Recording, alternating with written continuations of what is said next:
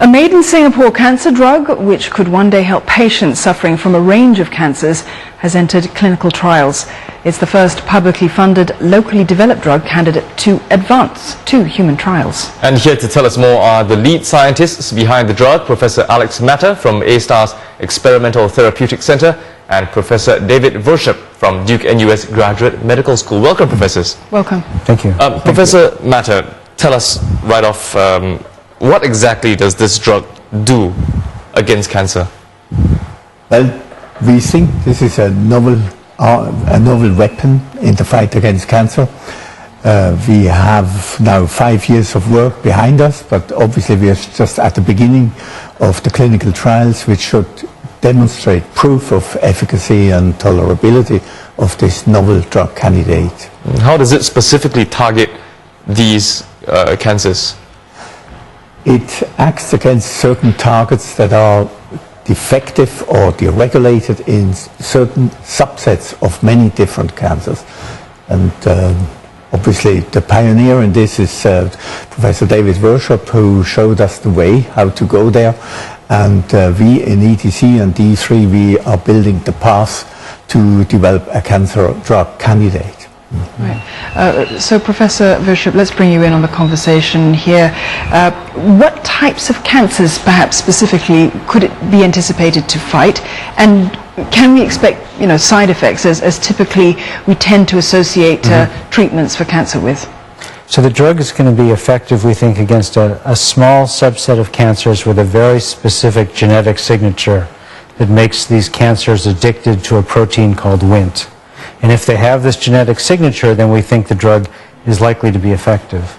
As far as side effects go, this is why we do careful clinical trials, is to make sure that we find the right dose that gets absorbed into the bloodstream, hits the target, and is tolerated by the patients. Since humans have never seen this drug before, we can't be sure what the side effects are, which is why we do the clinical trials with volunteers who might benefit from the drug. Right. So how are those human trials actually being carried out then? I understand that they're being carried out at two different centers. Right, so the trials are being done with clinicians both at the National Cancer Center in Singapore as well as the National Cancer Institute at NUH. So we do them in phases. The first phase is to gradually increase the dose and see if it's tolerated, if the drug is well absorbed, make sure there's no side effects, because we don't want to harm anybody with the drug.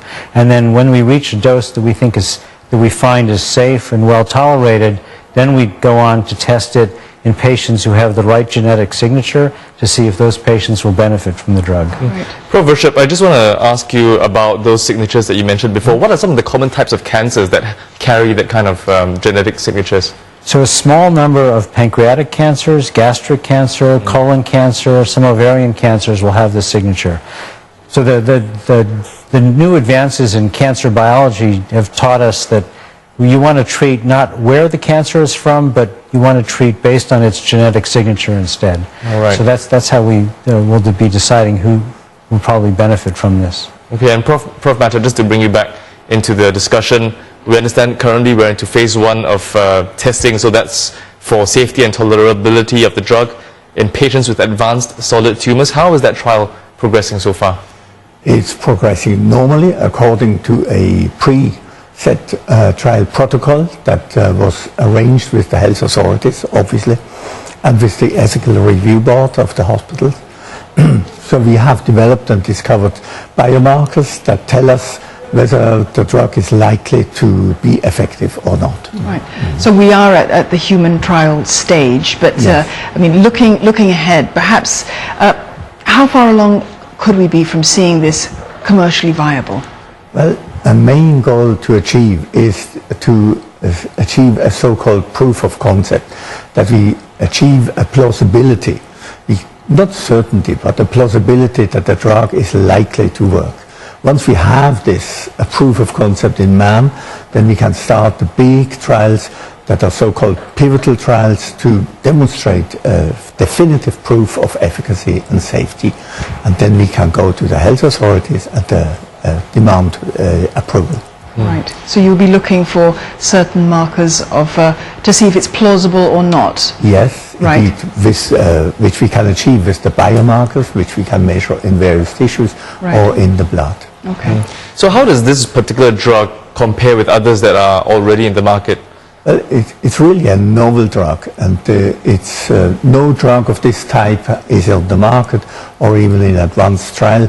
There may be competitors doing similar things because obviously cancer research is a global endeavor, but this is a novel concept, a novel drug candidate. All right. Well, thank you, professors, both, for coming into our studios, and we wish you all the best in those trials. We've been speaking to Professors Alex Matter and David Virshup, lead scientists behind the Made in Singapore cancer drug.